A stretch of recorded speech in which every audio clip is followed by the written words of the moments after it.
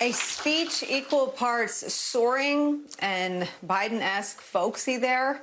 President Biden marking the 100-year anniversary since the Tulsa race massacre, making clear that that is exactly what it was. He said in one line that I think received the loudest applause, it was not a race riot, it was a massacre, honoring the survivors and their families. Joining our conversation, Kim Atkins-Storr, Boston Globe columnist and MSNBC contributor. Jason Johnson and Claire are still here. Jason, I want to come back to you. I think this may be the most important speech of the Biden presidency in that he opened this chapter of so much violence and so much pain, and he tied it to three conversations we have on this show every day, including the one we started with, a deathbed conversation with the late, great John Lewis, where they talked about the right to vote being precious and sacred. John Lewis confiding in the now president that it's under assault like we've never seen. The president making his way to acute awareness of the debate going on around him about voting rights in America, announcing in this speech that Vice President Kamala Harris will be in charge of legislative efforts to help pass federal voting rights legislation, the John Lewis Voting Rights Act. He also came back to the theme that animated his run in the Democratic presidential primary, talking about the soul of the nation, which we know from his early campaign announcement. The KKK neo-Nazis in Charlottesville are the reason he ran for president, to restore the soul of our nation. In a haunting section of the speech, he asked everyone to close their eyes.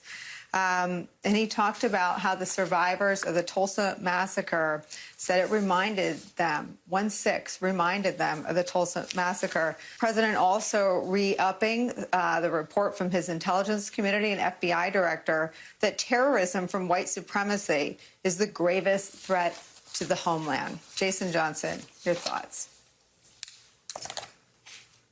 You know, my most charitable interpretation of this speech is that Joe Biden believes that the effective way to speak to the American people is to sort of come out with this, hey, I just found this out too, you need to know, right?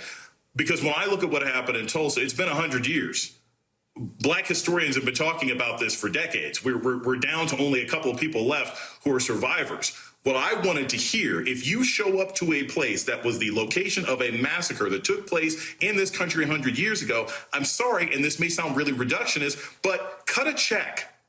Cut a check. The survivors of Tulsa, their families are still there, and they've gotten nothing for it. Even the state won't give them any money. So the idea that the president's going to come there and talk about the terrible things that happened and then hop on a plane and no one is necessarily better off is a problem. And I want to be really clear about this for everybody to understand. Yes, it is great that Joe Biden said that this was a massacre and this is terrible, et cetera, et cetera. But we don't need programs for disadvantaged people. We don't need programs for excluded people. This was a black attack. White people went and massacred black people. And it happened all around the country during that time. And we need to be able to speak about that specifically. And I have to say this because it's also something very near and dear to me, and I wrote about this in the Grill. I know that Joe Biden is a good, decent man. He wanted to recover the soul of this nation, and he looks at things in a sort of optimistic way. But please do not tell us, in the face of an insurrection, in the face of what we see in Texas, in the face of rising white nationalism in this country, please don't tell me that a Geico commercial with an interracial couple means that we're turning the corner. Because it doesn't, and it diminishes what's actually happening in this country. So, look, I know he was well-meaning, and I know this was intentional, but I was left wanting after this speech and really quite frustrated about how serious this administration is taking the challenges that our country, and in particular black people, are facing going forward.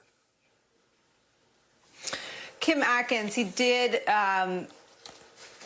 effort to address, I think, some of what Jason Johnson is talking about with the announcement that Vice President Harris would have a role very similar to the one that Joe Biden had in shepherding through gun legislation after Newtown, that Kamala Harris will now helm the efforts to garner support for voting rights legislation. That federal legislation would undo what are close to 400 laws circulating in 48 states. 22 of them have already passed.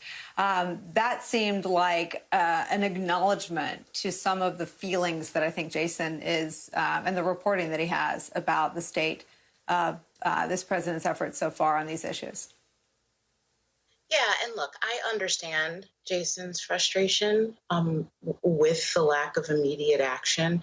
And I know reparations, cutting a check is one thing that is being discussed. But one thing that I took, I'll take the other side. I was heartened at the fact that we had a president of the United States talking about not just what happened 100 years ago, but talking about the systemic barriers, particularly financial systemic barriers that still exist today in 2021 that prevent Black people from having the same shot at the American dream as everyone else. The ability to buy a home, the systemic racism that is inherent in buying a home to this day. There are stories and studies that show that Black folks, their houses are undervalued, that they are not shown the same properties, even if they have the same financial records. I, as somebody who, as of a couple days ago, is in an interracial marriage, have had real conversations with my husband about what we do when we go to buy a house. Is the fact that I may show up, might that put us at a disadvantage of getting our dream home? This is reality. And these are the things that Joe Biden is talking about in making banks be more accountable to the communities that they serve, and in taking down these barriers that keep people from being able to buy homes, and helping Black entrepreneurs to find capital. So I don't know what that's going to look like at the end. We need real concrete solutions that involve not just lawmakers, frankly, but also community members, community banks, large banks. We need the Wells Fargos and the Chases at the table in this. But I'm at least glad that he is talking about it. It's been 100 years since we've had a president speak this frankly about racism and how it's playing out. So I understand Jason's frustration, but at the same time, I think there's also something there that is the seed of something good if the president follows through. Claire, I'm coming to you, but I just want to say something. I want to thank both of you, Jason, for being raw, for being real, for never trying to polish anything up, for telling me how you really feel, and Kim, to you, for being personal and for sharing. I've got the feels from every word that you've both said, and I thank you. I'm coming back to you, Jason. I want to give you a chance to respond, but I want to pull Claire in because the president seemed to acknowledge these very conversations that are happening. He seemed to want to spend not a lot of time, and he didn't lower what the parts of the speech that I thought were soaring in places, but he did try to explain that there were legislative hurdles to him getting everything on his agenda that's important to him, including voting rights legislation. He talked about Senate rules. He talked about 2 senators who vote with the Republicans all the time. He seemed to be trying to buy some patience, maybe to both Kim and Jason's points. What did you think, Claire? Well, first of all, I totally understand Jason's point of view and why he has that point of view. I was certainly moved by the description of buying a home as an interracial couple and the pitfalls that you must consider. I think Joe Biden tried to do the right thing today. It may not have been perfect, but he was there and he was trying, and he addressed some things that he can impact even with executive orders, even with a federal regulatory ability over banks. I thought one of the most important facts he gave in that speech was that Black home ownership in the United States of America is at a lower rate today than it was when we passed the Equal Housing Act a long, long time ago. That is a shame upon our country. And I'm not sure I have heard a president lay out the lack of fairness in the insurance market and the housing market and all of the things that contribute to the wealth disparity in this country. And it's a Black wealth disparity. I think Jason's right about that. I think sometimes we're busy, trying to say disadvantaged or this person or that person. There is real racism in this system. And I think Joe Biden, even though he may not have come at it as frontally as my friend Jason would have, I think it was very Biden-esque how he came at it. And I think it means he's committed to these issues. I was encouraged that he spent as much of the speech as he did on the Voting Rights Act. I think that's also a good sign. Jason, I want to come back to you. I think because you set the tone for all this, I want to let you respond to Kim and to Claire, but I just want to add this. I mean, for me, to hear him describe private planes dropping bombs on a city was, and this is, I'm ashamed of this, but I'll just admit this on TV, there were parts of this story that I didn't know, and I read about it in the newspaper, and I know about, I mean, is there a piece of this where educating the part of the country that maybe wasn't as knowledgeable as they should have been is if incremental, still helpful?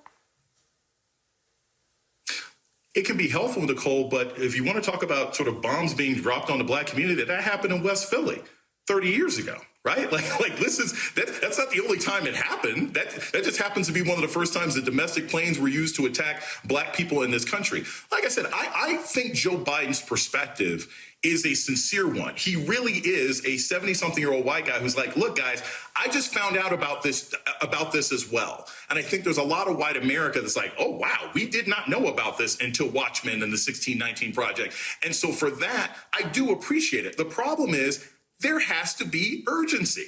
Because after 100 years to basically show up, it's like showing up to someone and saying, oh, man, you broke your ankle. You know what I'm going to do? Everybody gets Band-Aids. You get a Band-Aid. You get a Band-Aid. No, this is about that specific community. In fact, one of the things that's so interesting about Tulsa and that I hope the president would say is it is the textbook case for how you can implement monetary reparations. You have the people there. You have the insurance policies that were not listened to. You have the people who were ignored. You have the state agencies that were handing out weapons to local white men to massacre people. Like, you got all the data there. All the questions that we have about reparations are actually answered in Tulsa. So that's why I'm concerned about the immediacy of it. And if he was really sincere, and I think he is, and if I think our government is sincere, then Tulsa should become just like Selma. Every Democratic politician shows up to Selma every year before an election. They should come back to Tulsa and make this a focal point of our American discussion moving forward if they're sincere about actually repairing the damage that systematic racism has done to black people and, by a limited extent, white people in America for the last 250 years. And let's give him the benefit of the doubt, Kim Atkins, for the purpose of this conversation, assuming that he is sincere. This was ambitious. If you put the intention to be sincere and to do and to make progress in a way that is meaningful. And I think Jason is sort of setting the bar for what would be meaningful and not just a nice speech, if you will.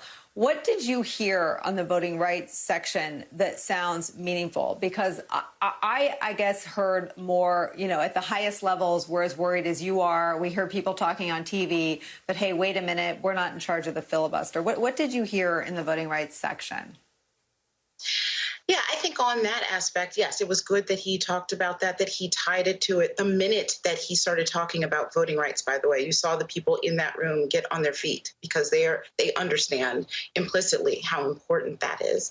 And he broke apart H.R. 1 from the John Lewis Voting Rights Act, which is a sign there. At least the last time I checked, there was a little bit more hope for the more limited John Lewis Act, perhaps to get the blessing of Joe Manchin than the broader Civil Rights Act. But I would have loved to have heard even more urgency about this. That this is an important, crucial issue of our time. That without voting rights, that if voting rights, not just without, but if voting rights are systematically eroded and taken away, nothing else, the conversation about everything else changes. That is square one. I think it was a step in that direction. I think the White House really needs to light a fire under Congress under the Democrats in Congress on this issue, because it really is just so fundamentally crucial for all Americans. It's fundamentally crucial to our democracy. We have folks talking about coup. We have to shore up this democracy in every way that we possibly can. It's just that important.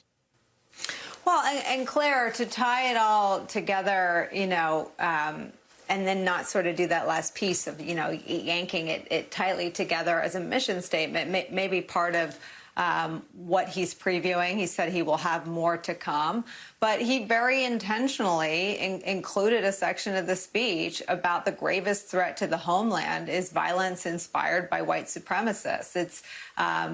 He's certainly, it's sort of at the end of the parade, not the front. Christopher Wray was the first to say that. He said it in public testimony at the end of the summer, beginning of the fall. At the time, he had an attorney general in Bill Barr and a president in Donald Trump who not only refused to amplify it, but it's not clear they worked with him to address it or protect the country. You now have an attorney general and a president who agree with that. The president, this was, he amplified it as well in his joint address to Congress. But I wonder what you make of this wanting, not just in the Democratic Party, but I imagine independent voters are gravely concerned about domestic violent extremism being the gravest threat to the homeland, this sort of distrust inside communities, as well as this very brazen public effort to disenfranchise minority voters. Well, there's several different tentacles of this scary beast. One, of course, is trying to shut down our democracy by making it difficult for people to vote. One is people that had been in the highest levels of our government advocating a military coup in this country to reinstate Donald Trump. Donald Trump himself saying he expected to be reinstated. And then we have the Republican Party in Texas posing with this same nut, Mike Flynn, who's advocating a military coup.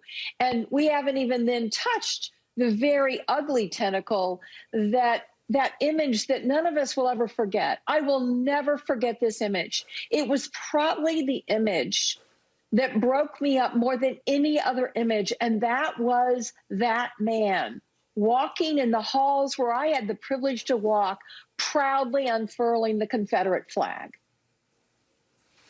That image is burned into my hard drive, and I hope it's burned into a lot of people's hard drive, because that tells you all you need to know about what the people that were trying to commit an insurrection against our government, how black their hearts were when they are carrying a Confederate flag, indicating that they are just fine if they could keep black second-class citizens in this country. Well, so, I mean, you brought us here, Claire. I'm just going to follow up. I mean, since that happened, and I think that is, a searing image for anyone who watched it, along with the horror of watching one of our, government buildings fall to, forget who they were, but just to watch it fall. It was no longer in the control of law enforcement, no longer in the control of the senators or the members of Congress. It was taken over by white supremacists waving Confederate flags and Trump supporters waving Trump flags. But, I mean, fast forward, it seems like the crisis of 1/6 pales to the crisis of right now, having one of the two parties not interested in understanding why a Confederate flag was unfurled and why a noose was erected to hang Mike Pence and why 5 people died and why no one knew they were coming. Yeah, the absolute effort to shut down voting in this country is a kissing cousin to January 6th. They are closely related, because what they were trying to do on January 6th was to take over in a way that would invalidate voters. And what the Republicans that sit quietly by and are refusing to say that there was no fraud, that this is a big lie. The vast majority of elected Republican officials in this country should go to bed with shame, because they are refusing to say out loud what they know. And that is, there was no fraud. There's no reason to disenfranchise people. And by the way, it would be a good idea if we actually got to the truth of what happened on that day. But no, they're busy hiding, or even worse, going down to kiss the ring of the other guy at the golf course. Let me play the section that we're talking about. This is President Biden today talking about 1/6 and making that comparison. Let's watch. Mother Fletcher said when she saw the insurrection at the Capitol on January the 9th, it broke her heart. A mob of violent white extremists, thugs, reminded her of what happened here in Greenwood 100 years ago. I want to bring into our conversation with Kim and Jason and Claire, my colleague, MSNBC correspondent Tremaine Lee, live from Tulsa. Tremaine, we've been having an animated discussion about, you know, what worked, and in Jason's view, some of the things that fell flat. But I wonder how this speech and pulling really what are all of the open wounds in this country today into this very sacred memorial of this massacre 100 years ago.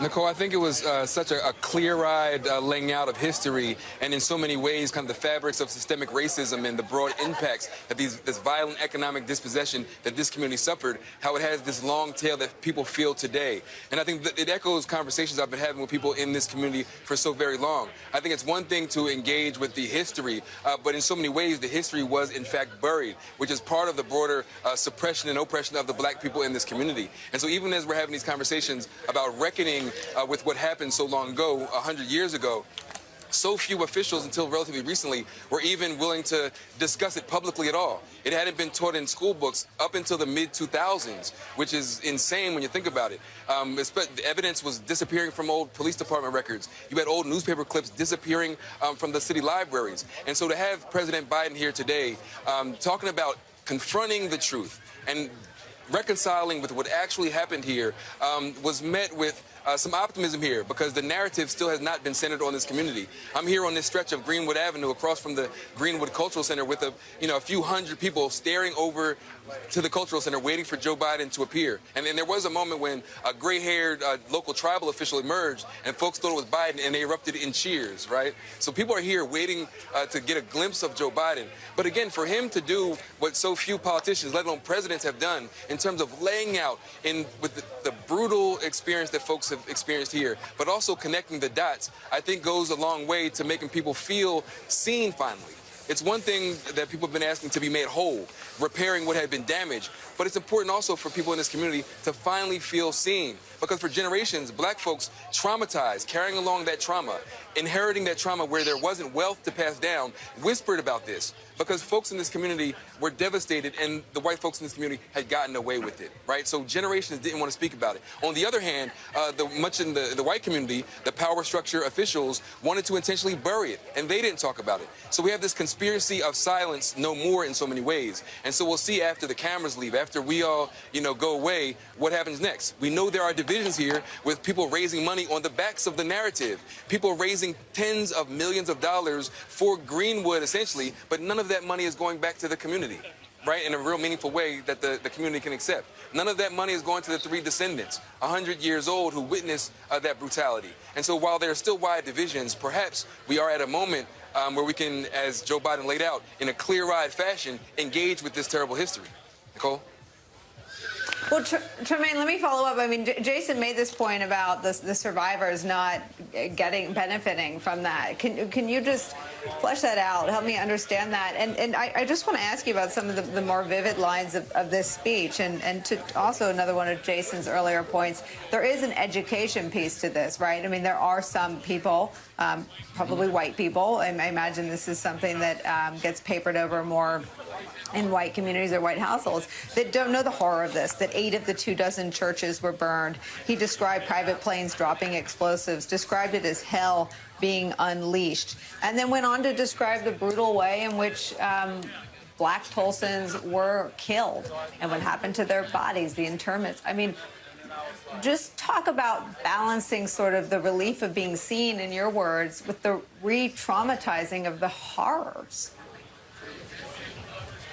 Well, when we talk about the re-traumatizing of a community that's being black in America every single day and watching the news, or existing in communities that have been disinvested in and deprived, and then have the violence of the state heaped upon us, and the violence of hunger, and the violence of lack of access to proper health and education, that's all there. But when we talk about those survivors and this idea of making them whole, sometimes I think reparations seems like some far-off idea because no one today suffered a specific kind of injury. But in this community, there are at least 3 people who suffered a specific kind kind of injury, who were here when their families' homes were destroyed and when businesses were destroyed, and how even after they rebuilt into the 1920s and 30s and 40s, then there were other efforts to heap another kind of violence. And then it was urban renewal, which drove a highway right through this community. There's the pain of not even still being able to identify the remains of those victims who were gunned down, who had, incendiary bombs dropped from airplanes, right? That kind of suffering. And then today, gentrification, this community who have been building itself back up to be beat back, coming back and then being pushed out and priced out of a community that was their own. You think about through the 90s and 2000s, eminent domain. The government came in here and swept through. You have Oklahoma State University here, sitting on a beautiful patch of land that once had been in black hands, right? And so it goes on and on and on. And this community, again, even though I think the folks I talk to are happy that we're turning the lens on this community and the truth, the ugly truth is finally being known, as you mentioned, the trauma of those wounds being ripped open. And what's more traumatizing is that nothing will likely be done about it.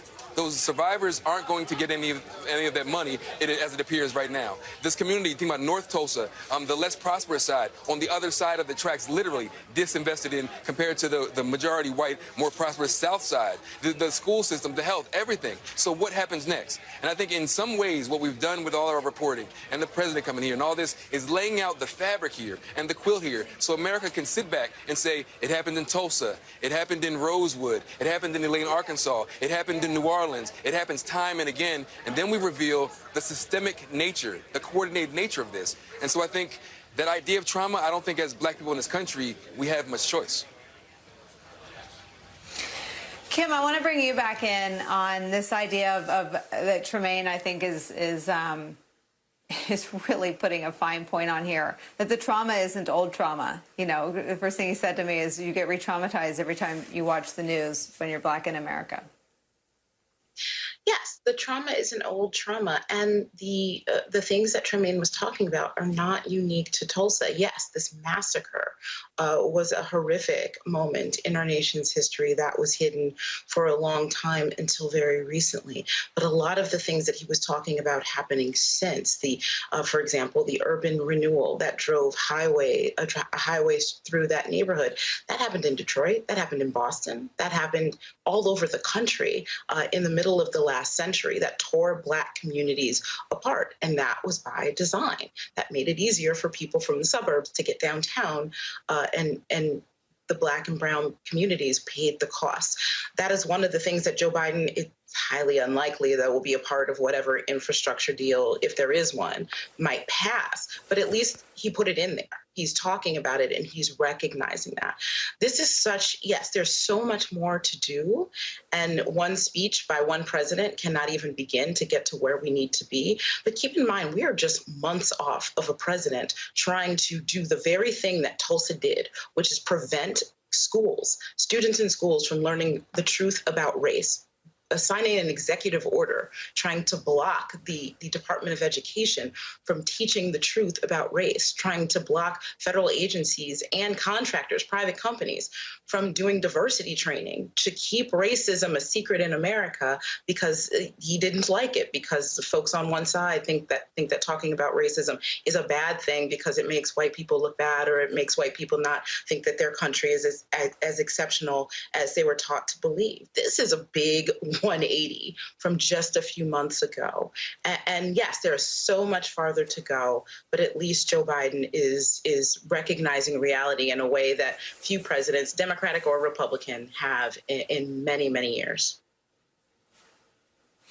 Tremaine, Claire, Jason, and Kim, thank you so much for this conversation, for being here and covering this with us.